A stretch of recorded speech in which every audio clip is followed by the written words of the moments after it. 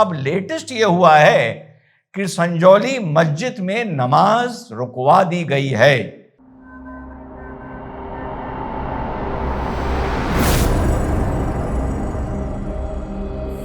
Hello, नमस्कार, सत श्री अकाल, अस्सलाम वालेकुम। कैसे हैं जनाब? आप लोगों को याद होगा, याद ना होगा तो मैं याद दिला दूं, शिमला की संजौली मस्जिद। याद होगा आप लोगों को कि काफी दिन पहले इस मस्जिद को लेकर बवाल छिड़ गया था और बहुत से हिंदू संगठन और क्षेत्र के लोग सड़कों पर उतर आए थे। क्या शिकायत लेके आए थे? दो शिकायत लेके आए थे। एक, उन्हें यह शिकायत थी कि जो ये बिल्डिंग बनी है ये अवैध है, इसका नक्शा पास नहीं है, इस जमीन पर मस्जिद नहीं बननी थी और मस्जिद ने अगल बगल की जो भी जगहें हैं, जो गवर्नमेंट लैंड है, उसको भी एनक्रोच कर कर अपने हाथे में ले लिया है। ये घटना आप लोगों को याद होगी। इस मामले को लेकर आज से करीबन 1.5-2 साल पहले काफी बवाल हम लोगों को देखने को मिला था और इसका जो तनाव था वो पूरा क्षेत्र में, हिमाचल में फैल गया था। अब ये जो लड़ाई है साथियों, ये लगभग 2010 से चल रही थी। पहले ये माना जा रहा था कि मस्जिद की 2 फ्लोर बनाने के लिए वहां पर इसकी अनुमति थी, लेकिन धीरे धीरे वो 2 फ्लोर से 5 फ्लोर हो गई और जैसा मैंने बताया अगल बगल की वहां पर जगह घेर ली। तो ये जो लिटिगेशन है लगभग ये 15 साल पुराना है। दूसरी शिकायत ये थी, आप लोगों को याद दिला दूं, कि वहां के क्षेत्रीय लोगों ने बोला था, बहुत कंजस्टेड जगह में ये है, कि यहां पर बाहर से लोग आकर ठहरते हैं जो यहां को बिलोंग नहीं करते हैं। इधर उधर निकलने वाली महिलाओं को वो देखते हैं, जिससे महिलाएं असुरक्षित महसूस करती हैं। तो तब मैंने आपको बताया था कि जो ये बात कर रहे हैं ये तबलीगी जमात की कर रहे हैं और यहां पर कोई जमात जाकर रेगुलर बेसिस पे ठहरती होगी और वो लोग इनको जाहिर सी बात है बाहर के लोग उस मस्जिद में आके ठहरते हुए लग रहे होंगे। ये भी आरोप तब लगा था कि जो तबलीगी जमात यहां पर आती है वो यहां पर लोगों को इंडोक्ट्रिनेट करने की कोशिश करती है, सबको यहां दावत देती है, उसमें नॉन मुस्लिम को भी वो दावत देती है, वगैरह वगैरह। ये सब आप लोगों को याद होगा। फिर बाकी बात हम लोग सब भूल गए थे। अब लेटेस्ट ये हुआ है कि संजौली मस्जिद में नमाज रुकवा दी गई है, जहां तक कि जुमे की नमाज भी रुकवा दी गई है। क्या घटनाक्रम हुआ आप लोगों को बता दूं कि साहब अक्टूबर 2024 में वहां की जो म्युनिसिपल कॉर्पोरेशन है वो ये ऑर्डर करती है सारे दस्तावेज देखने के बाद कि इस मस्जिद की ऊपर की जो 3 फ्लोर बनी हुई हैं वो अवैध हैं, गैर कानूनी है, ना उनकी परमिशन है और परमिशन ही नहीं है तो नक्शा पास होने का तो सवाल ही नहीं उठता है। और इसके चलते उन 3 जो फ्लोर थी उनको तोड़वाने का काम साथियों शुरू हो जाता है।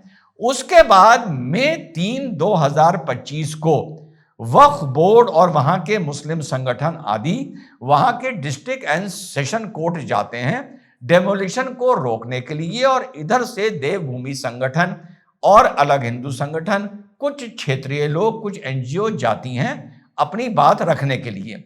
वहां पर जाकर साथियों जो चीज सामने निकल कर आती है वो ये आती है कि यस, इस मस्जिद की जो 2 फ्लोर हैं जो सैंक्शनड हैं उन्होंने भी अगल बगल का एरिया इंक्रोच कर लिया है और मस्जिद पक्ष और वक्फ बोर्ड जो वहां पर साथियों अपनी चौहद्दी दिखाता है, अपना जो भी कागज दिखाता है, उसमें साफ पाया जाता है कि मस्जिद की 2 फ्लोर भी, समझिएगा, एनक्रोचमेंट से बनी है। ऊपर की 3 फ्लोर की कंट्रोवर्सी खत्म हो चुकी थी, उनको तोड़ने का काम शुरू हो चुका था और ये वहां पर इंतजामिया कमेटी ने भी मान लिया था कि इसमें हम कोऑपरेट कर रहे हैं, कोई प्रॉब्लम नहीं है, गलती से बन गई। अब गलती से तो ऐसी चीज नहीं बनती है और गलती उन पक्षों की भी है कि जब बनती है तब पैसा खा के, ये बात हमेशा मैं बोलता आया हूं और कब जाने इस देश में इस बात को लेकर सुनवाई होगी कि 3 फ्लोर 3 रात में तो बन नहीं गई होंगी। ठीक, 3 फ्लोर बनने में साथियों कम से कम अगर हम समय लगा लें तो 8-6 महीने का लगा होगा, नहीं लगा होगा।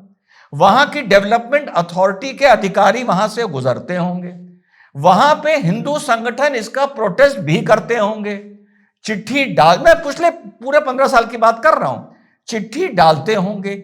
अब आज कोई पूछने वाला नहीं है कि जिस पीरियड में ये ऊपर की, चलिए मैं नीचे की 2 की बात ही नहीं कर रहा, ऊपर की 3 फ्लोर बनकर तैयार हुई, भाई जरा फाइलें निकालो, देखो वो अधिकारी कौन था, वो अधिकारी रिटायर हो गया है या अभी भी कार्यरत है।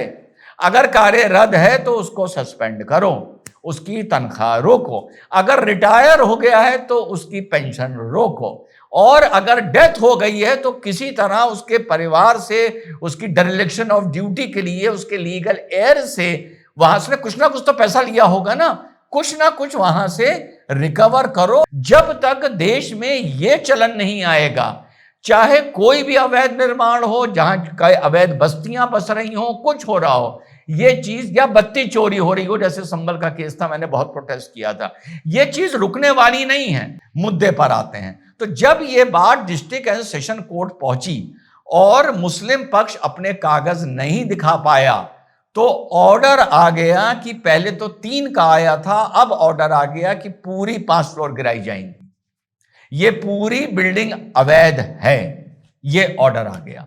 अब ये ऑर्डर आने के बाद वहां पर जो संघर्ष समितियां थी, जिन्होंने सोचिए 15 साल लड़ाई लड़ी है, 15 ईयर्स पुराने डॉक्यूमेंट्स हैं, और किसी ने नहीं सुनी, और लोग रिश्वत खा के चले गए, और इस बीच में दोनों सरकारें आई हैं, कांग्रेस की भी रही है और बीजेपी की भी रही है। समझिएगा मेरी शिकायत को, भाई इससे पहले तो वहां बीजेपी ही की गवर्नमेंट थी ना, तो शिकायत बनती है ईमानदारी से या नहीं बनती है। तो अब ये लोग जब इनके हाथ में ये आदेश आ गया डिस्ट्रिक्ट एंड सेशन कोर्ट का कि वहां पर ये पूरी बिल्डिंग अवैध है, इनकी भी बात बिल्कुल सही है जो संघर्ष समिति कर रही है। अब संघर्ष समिति वहां पर धरना प्रदर्शन पर आमरण अनशन शुरू हो गया। मदन ठाकुर जी, विजय शर्मा जी वहां पर आमरण अनशन पर बैठ गए कि अब अगर ये अवैध है, बिल्कुल लॉजिकल डिमांड है, तो यहां बिजली कैसे जा रही है, अगर ये अवैध है यहां पानी कैसे जा रहा है इसको, और अगर अवैध है ये सील क्यों नहीं है। समझिएगा, मतलब आदमी को, चाहे यहां भी इसकी बात नहीं कर रहा, सिस्टम इतना परेशान कर देता है कि वो सड़कों पर निकलता है। यहां मैं हिंदुवानी या कोई संघर्ष समिति की, मैं जनरल बात कर रहा हूं ऐसे मामलों में, और सुनवाई नहीं होती, फिर कुछ ना कुछ बवाल होता है तो लोग कहते हैं बवाल कर दिया। तो साहब इन्होंने कहा कि वो बिल्डिंग सील क्यों नहीं है, उसका पानी क्यों नहीं कटा है, उसकी बिजली क्यों नहीं कटी है, जब तक कि अपोजिट पार्टी हाई कोर्ट से या सुप्रीम कोर्ट से कोई रिलीफ लेके आए। अब इसी बीच शायद 14 ऑफ नवंबर का फ्राइडे था, वहां पर रूटीन तौर पर, क्योंकि मस्जिद थी, ना बिजली कटा, ना पानी कटा, ना सील हुई, वो अपने रूटीन पर जाकर पहुंच गए कि हम नमाज पढ़ने जा रहे हैं। रास्ता उनका रोक लिया वहां की संघर्ष समिति ने कि हम तुम्हें नहीं जाने देंगे। अब वहां पर फिर बवाल हुआ।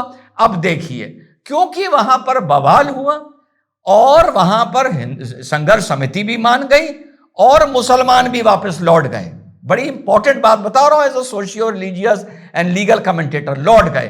तो इस घटना को किसी ने कवर किया, यानी बड़े लेवल पर इसको कुछ कवर किया गया? नहीं किया गया। कब किया जाता? जब उधर से पत्थर चलता, इधर से लाठी चलती, इधर 10 लोगों के सर फूटते, तब किया जाता, जब पेट्रोल पंप चलते। यह भी मुझे एक संयोजित चीज लगती है, मैं सही बता रहा हूं, और इसीलिए हमेशा विरोध करता हूं।